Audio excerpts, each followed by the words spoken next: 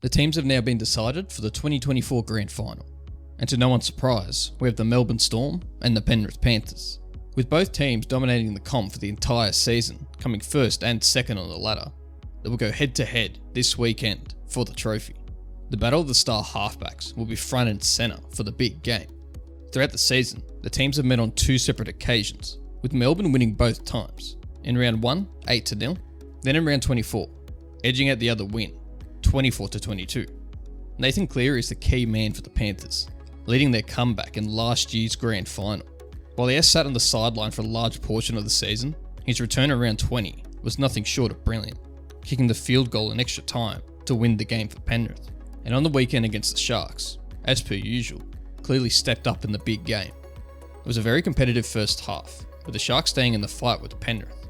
The first try would come off the back of Nathan Cleary's 40-20, then having their lead runners isolate Nicho Hynes, delivering the pass that put Paul Adamati over the line. This was the only try in the first half, going to the break at 10-2. What was out of character for Penrith was the amount of errors, counting at 5 going into the break. The Sharks would open the scoring in the second half to close the gap to a 4-point ball game, but the Panthers would be next to score off the back of Nathan Cleary again.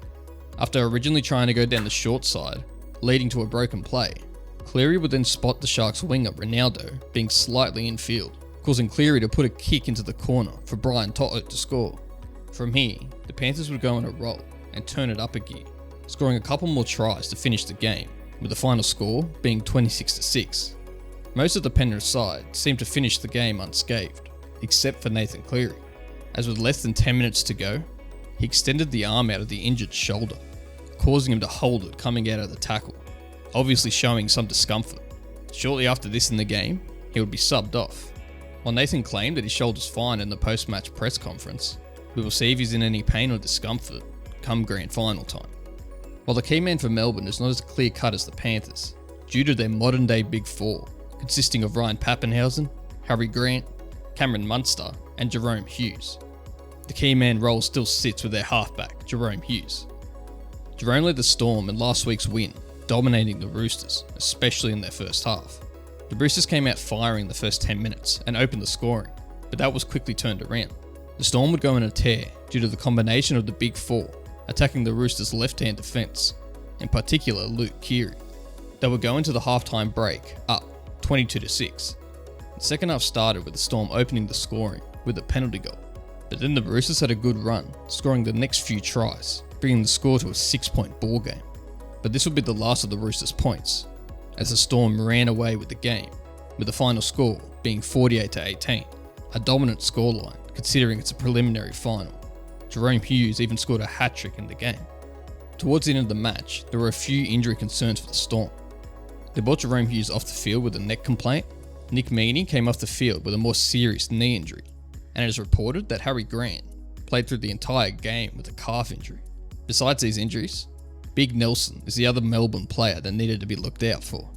Due to his high tackle on Lindsay Collins that caused him to get 10 in the bin, there was doubts that he'll be able to play in the grand final, and this has been confirmed as he will face a minimum of a 4-week suspension, ruling him out of the big game. Let's do some comparisons of our key players, starting with two of the best halfbacks in the world. Jerome Hughes has played 22 games this season, and Nathan Cleary has played 12 games.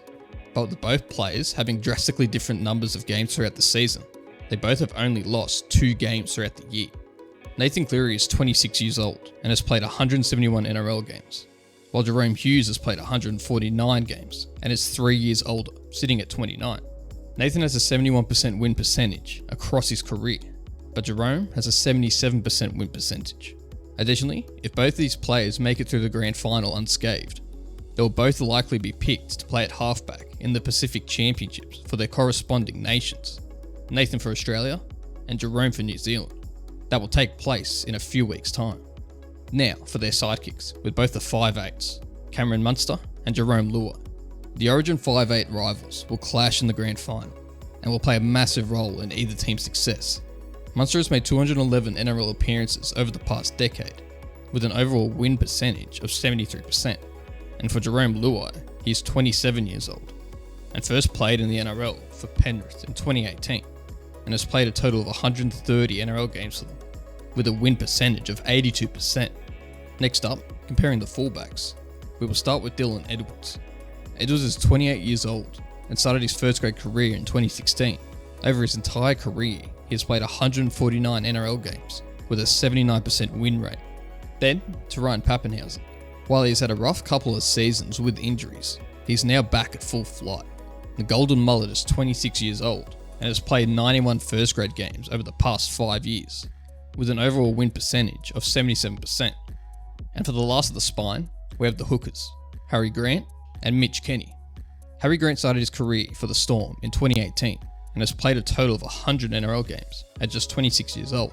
After having a 1-year stint for the Tigers in 2020, he has played the rest of his career for the Storm and has a 71% win percentage for the club. As for Mitch Kenny, the stats are fairly similar, with 106 first grade games at 26 years old, with a win percentage of 79%.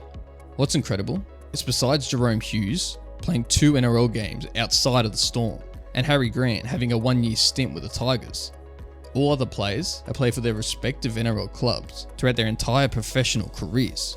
A big part of this can be credited to their coaches, Ivan Cleary and Craig Bellamy. Craig's ability to spot potential talent from elsewhere and bring them into Melbourne's system and unveil their true potential is unmatched. He is rated as one of the best coaches in rugby league's history due to the consistent dominance of the Storm over the past 20 years. As for Ivan, he has the ability to source local prospects, nurture and mould them into star players at the top of their fields. While Ivan isn't as well regarded as a head coach, comparing to the likes of Craig Bellamy, because he's not as experienced, his name has certainly been thrown in the conversation, as he has built a system that has led the Panthers into 5 straight grand finals, and will likely keep the Penrith club in contention for the next several years. Craig Bellamy has coached 572 games for the Storm, and has a 70% win percentage. As for Ivan, he has coached 152 games for Penrith and has a win percentage of 77%. With all this being said, what's my prediction? When it comes to picking which team will win, my head is telling me the Storm. They've been easily the most dominant team all season. The ability of the Big Four to combine and shine on the main stage is second to none and will play a major role in the grand final. But with that being said, my gut is telling me the Panthers. Many describe them as the best team of the modern era, and it's hard to deny that. Their 3-in-a-row dominance is something that cannot be overlooked. The resilience of this team to never give up, no matter the situation, is admirable. The bond and trust these players have for each other is a part of their spark and keeps the fire lit underneath them. So with that being said, I'm going with the Panthers for this one. While 4 in a row is such an outrageous claim to have in the modern era of football, I believe the Panthers are the team to pull it off this year. Let me know who you guys think is going to win in the comments. Thanks for watching.